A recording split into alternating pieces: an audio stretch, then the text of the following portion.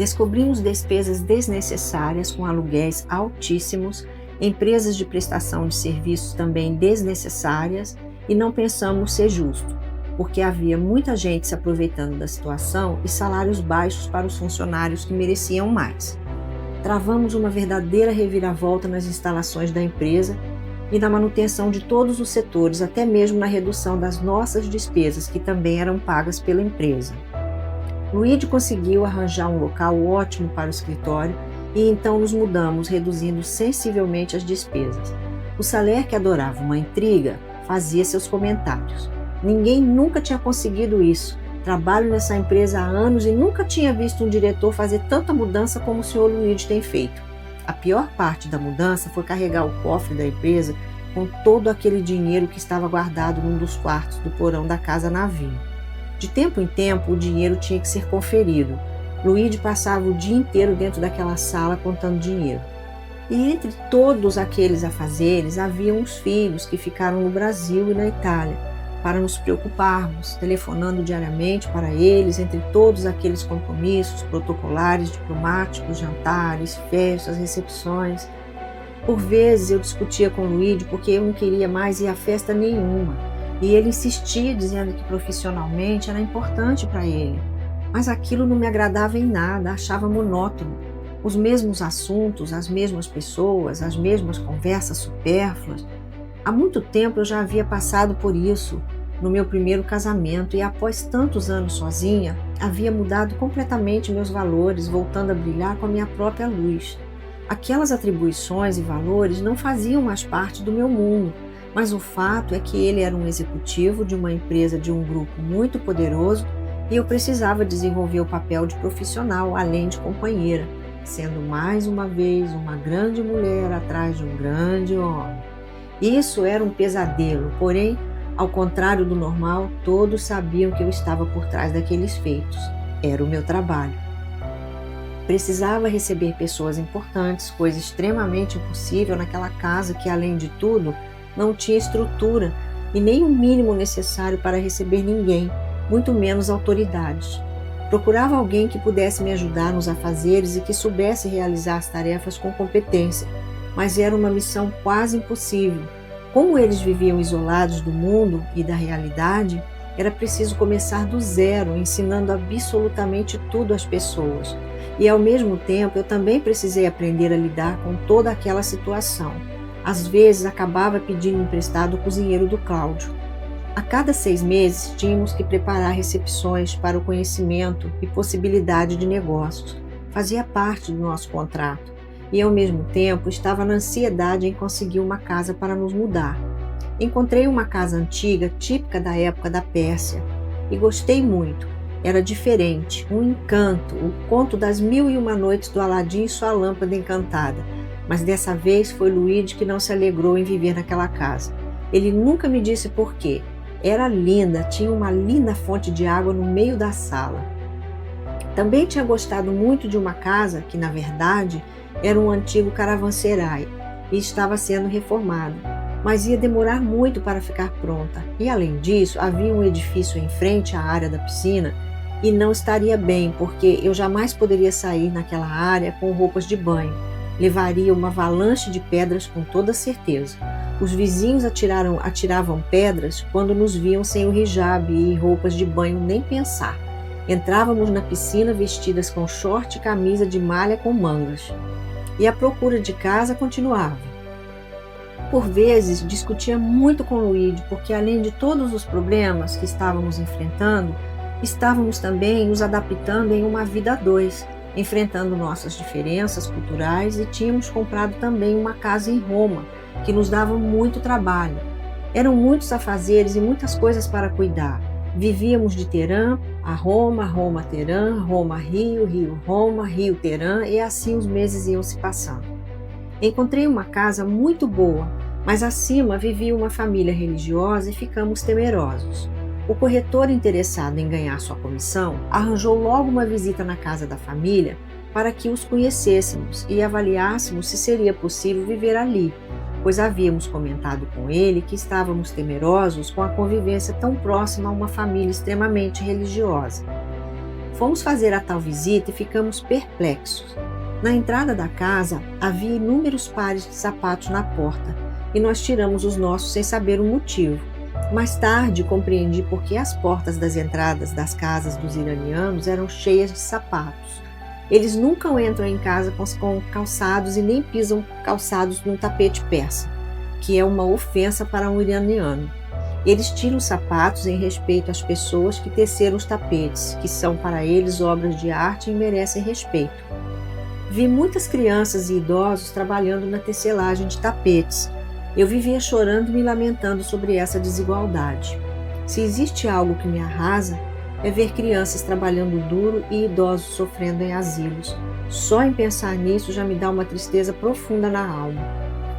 Os anos que vivi no Irã e também viajando para outros países da Ásia e do Médio Oriente, me diverti e sorri na mesma proporção em que chorei, como foi no Egito, quando me deparei também com crianças trabalhando duro na tecelagem de tapetes. Fomos muito bem recebidos. Eles foram gentis, corteses, mas as mulheres, ao entrarmos, correram todas da sala, enroladas no xadó, algo que precisa ver de perto, senão ninguém acredita. Eles nos ofereceram doces, bolos, chás, frutas secas, frutas frescas, enfim, mas eram muito fanáticos e, apesar de termos sido muito bem recebidos, com muita simpatia, desistimos. Após visitar mais de 40 casas, já estava pensando que não iríamos conseguir. Porém, quando eu coloco uma ideia na cabeça, é mais fácil tirar a cabeça do que a ideia. A persistência é o caminho do êxito. E continuei a busca. Saler, não conformado e curioso, ia atrás de mim e do corretor diariamente, sem ter sido convidado. Ele tinha que ficar espionando o tempo todo, mas eu nem dava importância. Eu estava dando-lhe um gelo por causa das fofocas, mas ele mesmo assim dava palpite em tudo, porque realmente não acreditava que fôssemos conseguir sair dali, e eu acho até que ele azarava. Mas naquele mesmo dia, após tantas visitas sem nenhum sucesso, recebi um telefonema de um corretor dizendo: "Senhora Cristina, encontrei a casa que a senhora procura. Se quiser, podemos ir daqui a meia hora para visitá-la." Já estava escurecendo e eu já tinha dispensado o Saler, mas eu quis ir assim mesmo. "Certo, pode passar para me pegar aqui da meia hora, porque meu motorista já foi dispensado por hoje." Escrevi um bilhete para o Luigi, deixei sobre a mesa e fui embora com o corretor. Sabia que quando o Luigi chegasse, teria um ataque pelo fato de eu ter saído sozinha, quase escurecendo e com uma pessoa estranha sem saber ao menos o endereço para onde eu estaria indo. Mas eu não podia ficar naquela dependência e fui tratando de resolver mesmo correndo riscos. Um administrador que tem medo de correr risco é porque lhe falta competência e coragem. Independência nada mais é do que ter poder de escolha, conceder-se a liberdade de ir e vir, atendendo suas necessidades e vontades próprias. Independência é sinônimo de honestidade. Estou onde quero, com quem quero e por que quero. Então coloquei um sobretudo por cima da roupa que estava usando em casa, um lenço na cabeça, sandália havaiana, e lá fui eu, com a cara e com a coragem e com a certeza de que aquela seria a casa pela qual passei mais de 8 meses à procura. Ao entrar no carro, fiquei sem saber se poderia ir sentada no banco da frente com ele ou se tinha que ir no banco de trás, se poderia usar cinto de segurança ou não, porque o Saler vivia dizendo que eu não podia ir sentada na frente nem usar cinto de segurança. Pelo fato de você ser mulher, não tem direito a nada, você pode morrer. "Senhora, fique tranquila, pode sentar-se aqui na frente, não tem problema nenhum." Quando chegamos e vi a casa por fora, já gostei, mas estava no pé da montanha. Por dentro não tinha um vaso turco sequer. A casa era linda e moderna. Tinha um piso lindo de pedra que parecia mármore de Carrara polido, como porcelanato. O proprietário era um médico bem-sucedido, proprietário de uma rede de laboratórios em Teherã, uma pessoa distinta e muito educada. Saí dali feliz por ter encontrado a casa e pedir ao corretor que agendasse uma visita com ele no dia seguinte, para tratarmos do contrato. Quando cheguei em casa, levei uma bronca daquelas. Luigi estava preocupadíssimo, mas quando contei que havia encontrado a casa, ele logo desistiu de me repreender. O corretor agendou para o dia seguinte um encontro na casa com o proprietário para vermos o contrato e as condições. A casa era simplesmente maravilhosa e enorme como precisava ser. O valor do aluguel era imensamente inferior ao valor que a empresa pagava pelo navio assombrado. E foi aí que conseguimos acabar com a maldição, pois sendo a outra casa menos onerosa, não tinha como a empresa dizer não e nem o proprietário da casa navio tentar qualquer tipo de negociação com a empresa, pois o valor era menos que a metade paga na casa navio minimalista. Que me perdoem os minimalistas, mas eu acho um vazio tão grande no minimalismo, uma falta de conteúdo tamanha, e quando falta conteúdo, falta alegria e vida. Ninguém consegue viver num vazio. O encontro na casa do Dr. Farid foi ótimo. Ele era uma pessoa extremamente agradável. Sua esposa era jovem, educada, moderna e, sobretudo, eram cristãos. As filhas viviam no Canadá estudando e eles viajavam bastante para o exterior. Nos tornamos bons amigos e ele facilitou tudo o que pôde para nós.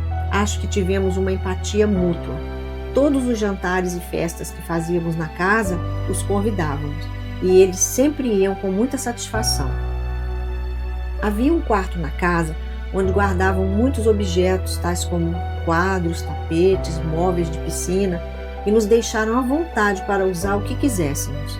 A casa era num bairro muito próximo à montanha e eu já imaginava a nossa rua coberta de neve. Fui tratando logo de decorar o endereço em facinho.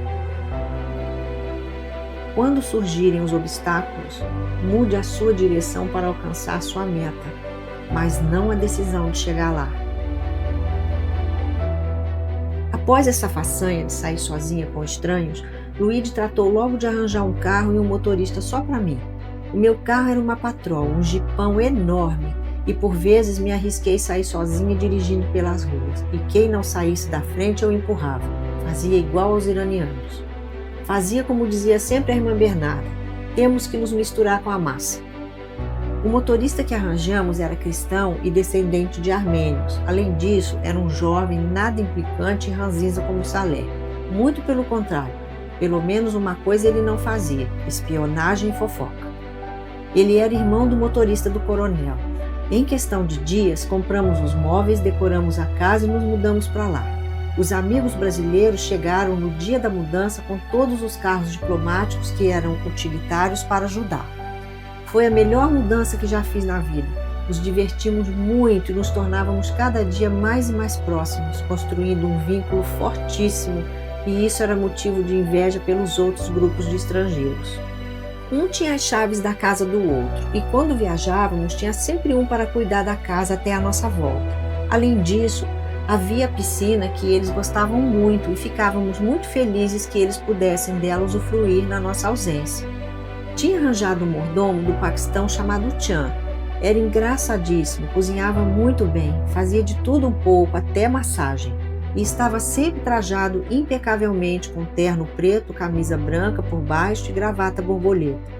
Mas nós nunca fizemos nenhuma exigência quanto ao uso de uniformes, sobretudo gravatas, ainda mais naquele clima tão quente.